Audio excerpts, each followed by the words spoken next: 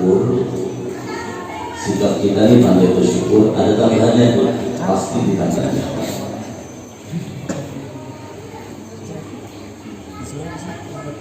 Dan syukur ini setengah dari al-imanul ismani. Iman itu terbagi dua, setengahnya adalah sabar, setengahnya adalah syukur. Artinya bila orang bisa sabar, bisa syukur, itu iman. Cuma kita ini menyebut syukur ini gampang ya sebenarnya. Karena syukur itu bukan di mulut saja alhamdulillah. Bukan di hati saja, tetapi syukur itu dibuktikan dengan perbuatan kita. Nah, sabar juga bukan dari sabar saja. Nah, sebagai syukur ini, apa kemudian rasa syukur kita kepada Allah? Allah berikan kita kesehatan, gunakan kesehatan ini berbakti kepada Allah sebelum Allah sakitkan. Itu syukur. Ada waktu beribadah kita. Bila bersyukur ditambah oleh Allah.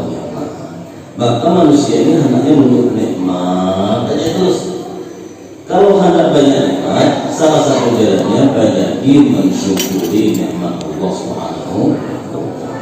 Apabila bersyukur tadi banyak bersyukur, pasti ditambah nikmatnya.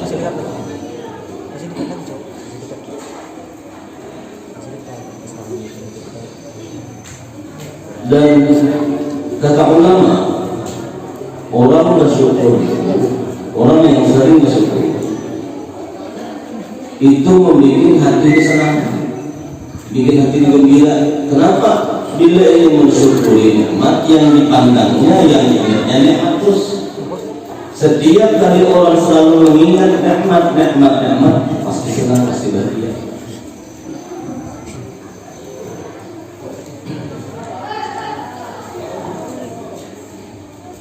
Hidup ini tidak bergurau-gurau, jangan disakiti hati. Bila hati ini sakit, pikiran kacau, kehidupan kacau. Jangan dibikin sakit hati ini, bikin nyaman terus.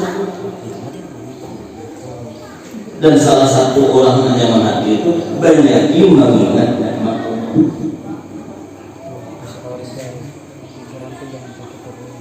Coba kalau rumah sakit kan, naudzubillah, kita agak sakit. Lihat satu kamarnya, maaf ada yang kakinya yang operasi. Lihat yang lain, ada nambah korban kepalanya, bahkan ada yang mukanya hancur, mungkin apa kebanyakan macam-macam. Kita ini masuk rumah sakit ini mungkin ya apakah batuk pilek ada. Awalnya kita menerima penyakit batuk pilek itu kayaknya bala. Tetapi dari kita dianjurkan hati kita ini supaya bahagia terus, dan supaya bahagia bagaimana caranya? Pandang, ikihi, orang belajar, lihat sesuatu yang Allah berikan dari yang nikmat aja supaya senang. Lihat, oh di sebelah aku kasih, aku bilang aja, alhamdulillah cuma bilang. Ketika memandang sesuatu yang merupakan itu musibah atau bala, lihat orang yang jauh lebih dari kita, maka kita bersyukur kepada Allah Subhanahu. Lihat sebelah, oh kepalanya korban segala macam, orangnya ada sadar. Kita cuma batuk, bilang alhamdulillah, engkau berikan Allah, engkau berikan karunia ya Allah, batuk bilang coba kata. Lalu ketika memandang orang lebih dari kita dengan hal musibah, kita merasa syukur, untung. Kenapa begini? Berarti dia melihat bahwa Allah masih memberikan kepada dia kenyamanan dari orang lain.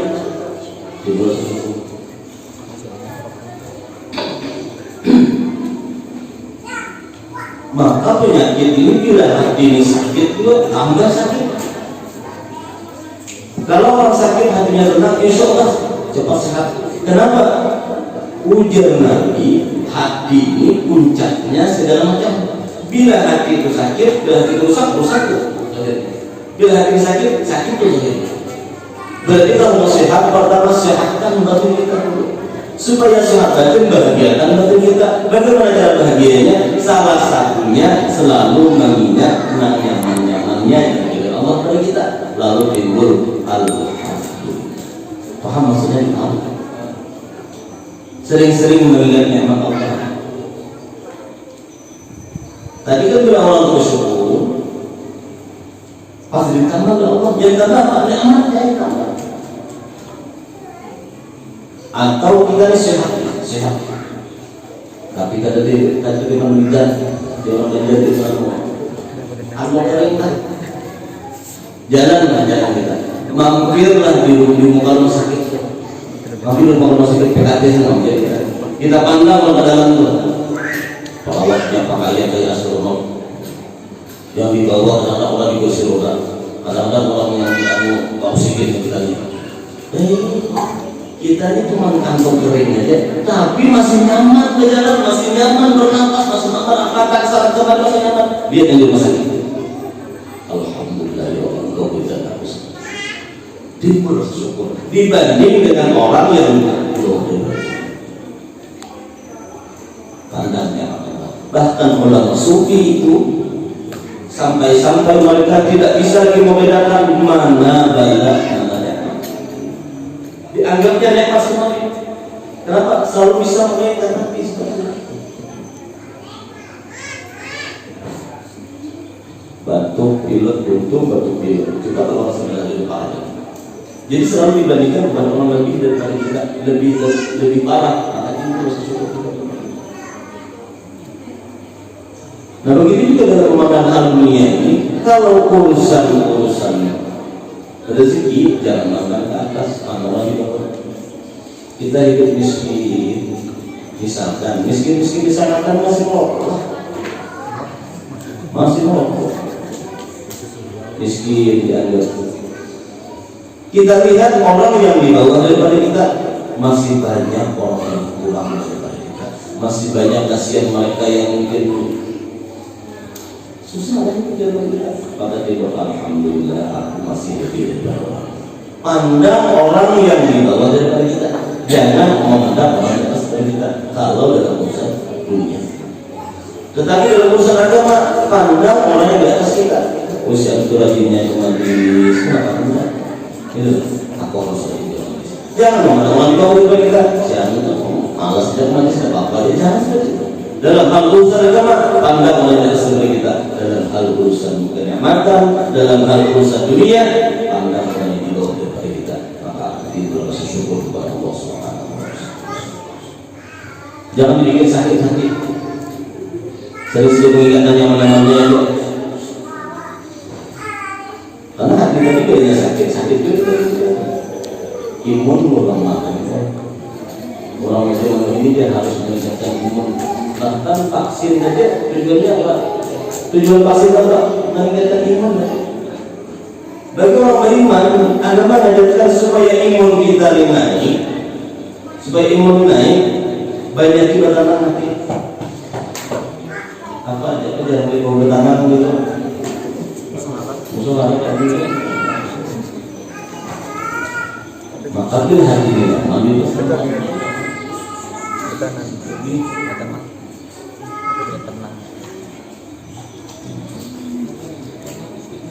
Yang kedua,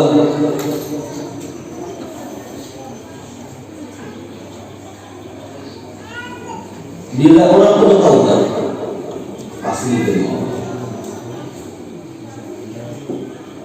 Jadi kan tadi bukannya 5 tambahan kita begini ada tambahan kebaikan. Bila orang bertaubat, maka Allah akan menerima taubat. Asalkan taubatnya taubat nasuha. Ayat pasti taubat nasuha itu pertama minta ampun, yang kedua menyesal dengan apa yang dilakukan, dosa dari menyesal kita. Yang ketiga berjanji gak jadi mau lagi.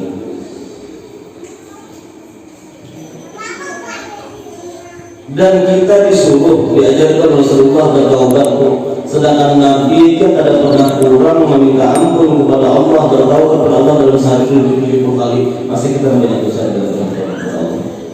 Usahakan paling tidak sore hari atau tidur lah.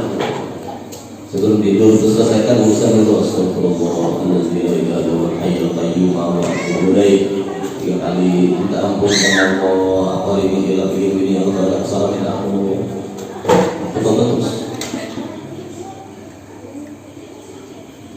Karena kita sadar kita ini banyak dosa. Jangan ada merasa berdosa, jangan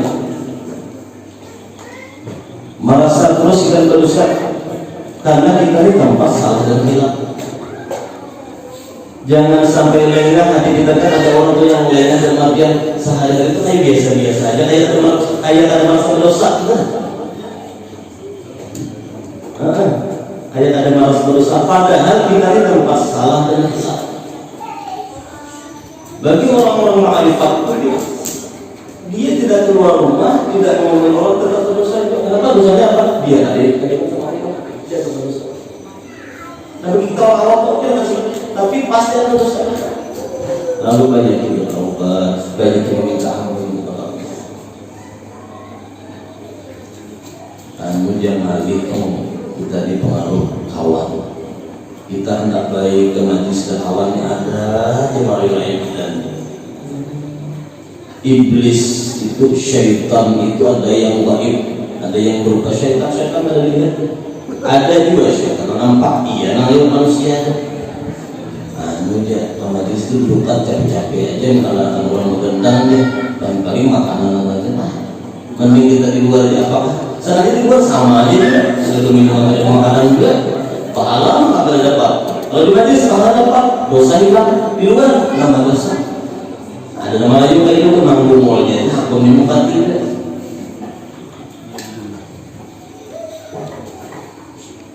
Banyak dosa. Ada kawan atau lingkungan mempengaruhi seperti itu, minta makan. Ya. Kata Ibrahim bin Adham, beliau berkata, ada seorang ahli maksiat datang kepada Ibrahim. Ya Ibrahim, bagaimana caranya aku menghindari kemaksiatan? Supaya aku dari melakukan kemaksiat.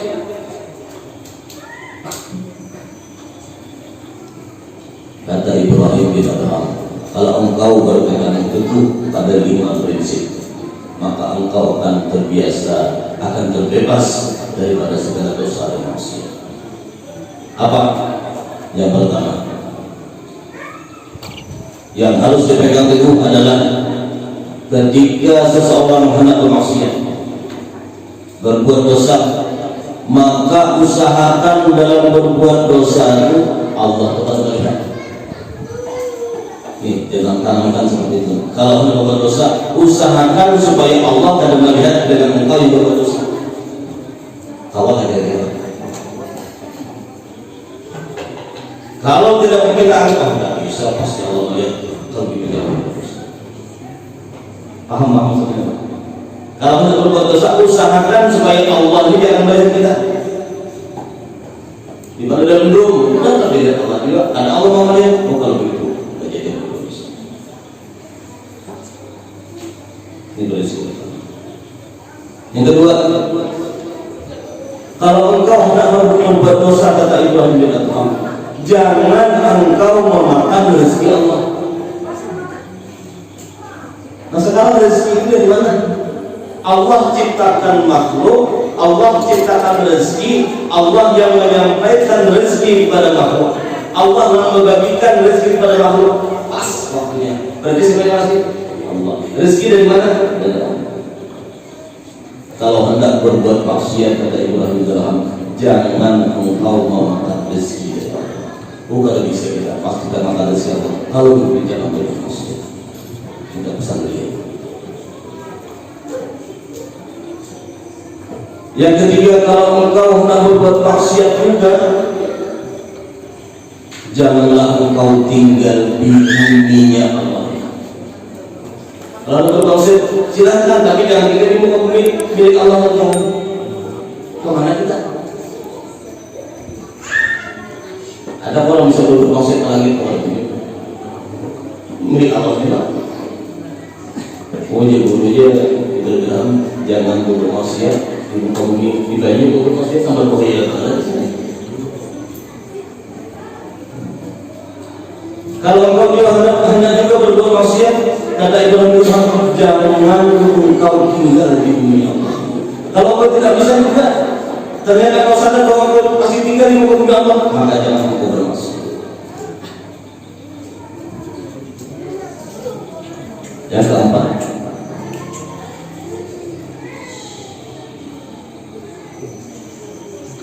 suatu saat nanti malaikat maut pasti datang menyebut kita. Kalau engkau hendak berbuat maksiat, silahkan, dengan catatan engkau bisa ketika malaikat maut datang menjemput nyawamu, engkau tolak. Jangan malaikat datang jawab dulu, jangan dulu. Kalau engkau bisa menolak seperti itu, silahkan engkau berbuat maksiat. Tetapi kalau engkau tidak bisa menolak datangnya aja, jangan engkau berbuat maksiat. Paham maksudnya?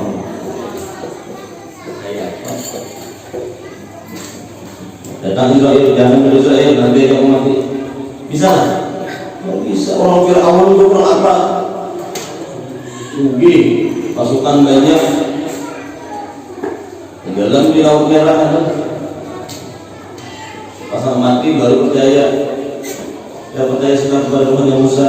Oh jangan terlambat, sudah Fir'aun terlambat. Bisa Fir'aun menolaknya?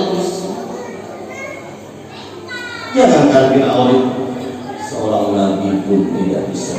Fa idza jaa ajaluhum fala yastakhiruna sa'atan wa la yastaqdimun. Apabila ajal datang, tiba sudah ajal, tidak bisa ditunda walau sedikit dan tidak bisa dipercepat walau sedikit. Karena mati dicapat menunggu saatnya belum mati kan bisa. Karena menunda satu saat sebentar tidak bisa. Nah, kalau engkau hendak berbuat maksiat silakan. Tetapi ketika malaikat mau datang menjemput roh, mencabut nyawamu, engkau tunda. Memang kalau jangan dulu. Kalau engkau bisa sebelum silahkan. Ternyata kita tidak bisa, maka dari jangan berbuat.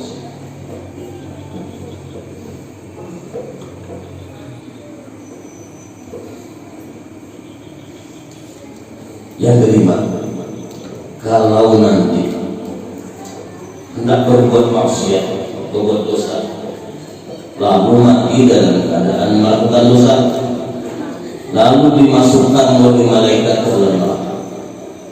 Ketika engkau hendak dimasukkan ke dalam neraka, tolak. Malaikat jangan dulu dimasukkan ke neraka, kembalikan ke dunia dan bertobat. Kalau kau bisa melakukan seperti itu, silakan kau berbuat maksiat. Ada orang mati kau pilih dunia. Apalagi itu sudah hendak dimasukkan ke neraka, kau tolak malaikat. Kalau mereka jangan masuk aku dalam neraka, kembalikan ke dunia. Apa betul? Bisa tidak? Kalau tidak bisa, jangan. Ini pesan daripada Ibrahim. Kalau kita pegang dengan prinsip ini, insya Allah kita ada bakalan berani berbuat maksiat. Orang berbuat maksiat itu hati itu bisa ada yang mana bahkan sebaliknya bisa keras hati.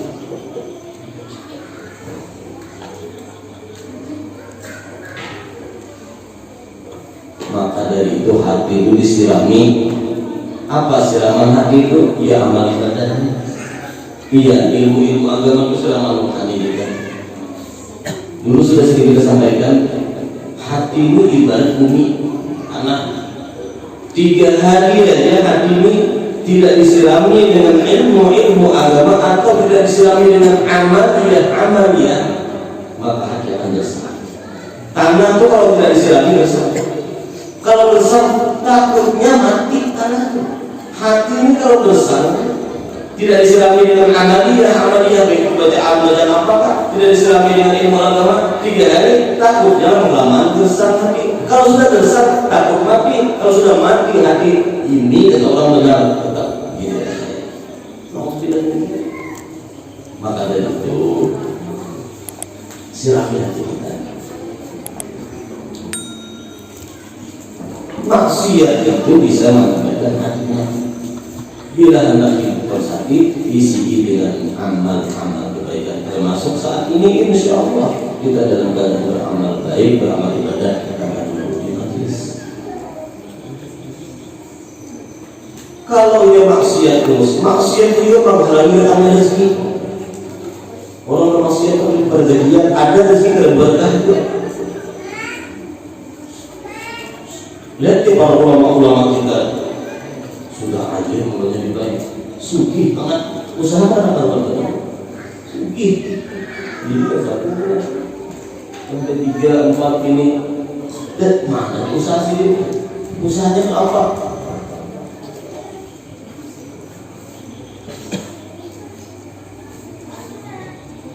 Orang maksiat itu susah rezeki, hati susah juga. Hindari maksiat. Paling tidak cara menghindari maksiat. Kalau kita saat ada amal baik, saat ada kita duduk dalam kebaikan seperti saat ini kan. Niat dalam hati, ya Allah tetapkan aku dalam keadaan baik. Ini berdoa, bila ada kita lihat berbuat baik, saat berbuat baik berdoa, ya Allah tetapkan aku dalam kebaikan. Tetapkan. Maka orang yang melakukan seperti itu, Allah akan tanamkan dalam hatinya selalu ingin berbuat baik. Ini pasang niatnya dan sangat ingat, ya Allah saat ini kita baik di majlis, tetapkan hatiku selalu ingin berbuat baik. Insya Allah. Maka dari itu jaga hati kita. Bertanam dari waktu. Nah di sini ada supaya kita tenang lagi makanan kita, insya Allah. Mohon ampun maaf. Masih dalam hari tasyrik, hari raya, dikata maaf-maafan, minta halal dari dunia dan akhirat. Tasyrik itu 3 hari tasyrik. Daripada 10 kan, berjalan 11, 12, 13 hari tasyrik. Hari tasyrik itu artinya hari makan minum. Makanya haram puasa. Ada juga yang matikan hari identik, hari itu. Maksudnya kalau menjadi daging, menjadi daging maka 3 hari ini setelah lebaran dianjurkan kita memakan, meminum atau makan daging atau apa. Karena puasa hari tasyrik hari gembira, makan minum. Mungkin makanan masyarakat kita. Cuma ada daging makannya juga. Puasa. Mudah-mudahan apa sahabat ada hikmah dan berkahnya. Belum berjadi mohon ampun, mohon maaf, minta halal, minta ridho dunia akhirat. Mudah-mudahan Allah kabulkan hajat kita, hajat dunia wal akhirat, hajat dunia wal akhirat, hajat dunia wal akhirat. Berkah Rasulullah, berkah kaulnya Rasulullah, berkah wali-wali Allah, berkah orang saleh, berkah semua yang tempat ini. Allah Subhanahu wa taala kabulkan hajat kita di akhirat, selamat dunia wal akhirat. Ya Allah, dosa-dosa kita, dosa keluarga kita, dosa orang tua kita, dosa kita, dosa jemaah kita, dan mudah-mudahan Allah kabulkan kita semua di dalam surganya Allah. Amin ya rabbal alamin. Usikum wa nafsi bi taqwallah. Wassalamualaikum warahmatullahi wabarakatuh.